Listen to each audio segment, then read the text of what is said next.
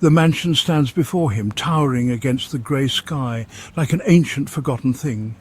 Its windows are black, like hollow eyes, and the ivy crawling up its walls seems to clutch at the stone as if trying to pull the building into the earth itself. The air around it is thick, heavy with an unnatural stillness. The hunter steps cautiously up the gravel path, his boots crunching against the loose stones.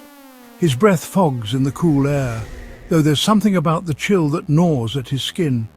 It's not the kind of cold he's used to, the kind that lingers after nightfall or creeps in when a storm is near. This is something different, deeper, more unnatural. But he pushes the thought aside. He's been in worse places. Haunted houses don't scare him. He's been to more forsaken spots than he can count, always searching for proof of the unknown, always chasing the shadow that eludes every other investigator. Tonight, he's here for a reason. This place has a reputation. It's said to be one of the most haunted mansions in the country. The door groans as he pushes it open, the hinges protesting the movement as if they too are afraid of what lies inside. He steps into the entryway, feeling the oppressive weight of the house settling around him. The smell of dust and decay fills his lungs, and the floorboards creak underfoot. It feels like the house has been abandoned for centuries, its soul long since torn from it. But the longer he stands there, the more he feels an odd presence, an unsettling awareness that he's not alone. He's been in many haunted places before, but this is different. The air is thick with something intangible, as though the house itself is alive, watching him. But it's not fear that grips him, at least not yet. He's a professional. He knows how to shut out the noise, to focus on the task at hand. He steps forward, his footsteps echoing in the empty hall. The flashlight in his hand trembles slightly, but he tightens his grip. His mind focuses as he scans the surroundings. Tattered portraits hanging crookedly on the walls, antique furniture covered in dusty sheets, the faint trace of something unsettling in every room. The first thing he notices is the mirror. It's large, almost ornate, framed with intricate carvings that seem to twist and shift as if alive. It's positioned at the end of a hallway, reflecting the dim light in fractured, uneven ways.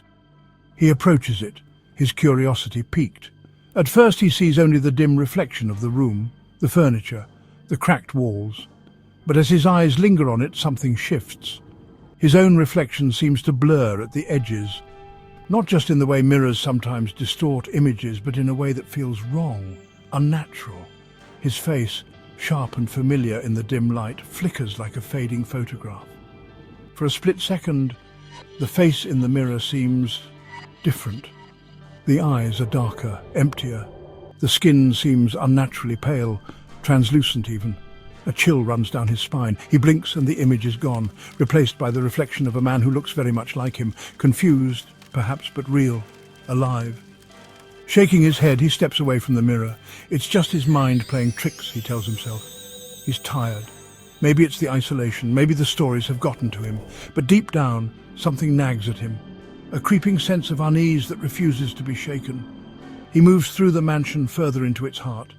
He explores room after room, each one older, more decayed than the last. In one room he finds the remnants of a library, dusty bookshelves lined with old, rotting volumes. Another room seems to be a study, papers scattered across the desk, but everything is in such disarray that he can't make sense of it. In the back of the house he finds a door he hadn't noticed before, small, tucked away behind a faded tapestry. He pushes it open, revealing a narrow staircase leading down into the darkness. His heart skips a beat as his curiosity draws him down into the depths of the house. The stairs creak and groan under his weight, the air growing colder with each step. As he descends further, the temperature drops even more, until it feels like he's walking through ice. The silence here is oppressive, suffocating. It's the kind of silence that makes every sound, every movement feel too loud, too intrusive. Finally, he reaches the bottom. There's a door at the end of the dimly lit corridor. The walls here are covered in strange symbols, etched into the stone like they've been carved by something otherworldly. He opens the door, stepping inside. It's a small, cluttered room, its walls lined with shelves of old books and trinkets, but what catches his eye is the desk in the centre. There, on the desk, lies an open journal, its pages yellowed and brittle, the ink faded.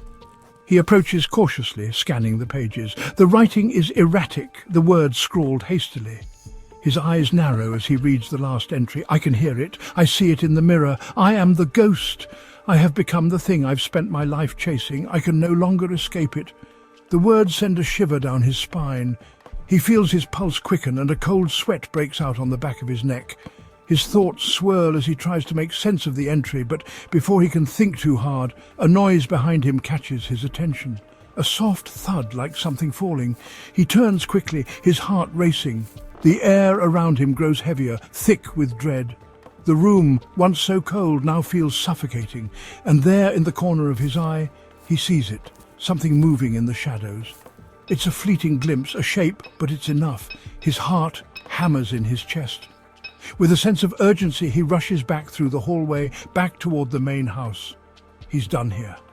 His pulse is pounding in his ears, his legs shaking as he races through the familiar rooms. But then, he finds himself back in front of the mirror. It's standing there again, as if it's been waiting for him. He approaches it cautiously. His reflection flickers, blurry at first, then sharpens. But this time he sees something he cannot ignore. In the mirror, he is not alone. Behind him, standing just over his shoulder, is a figure.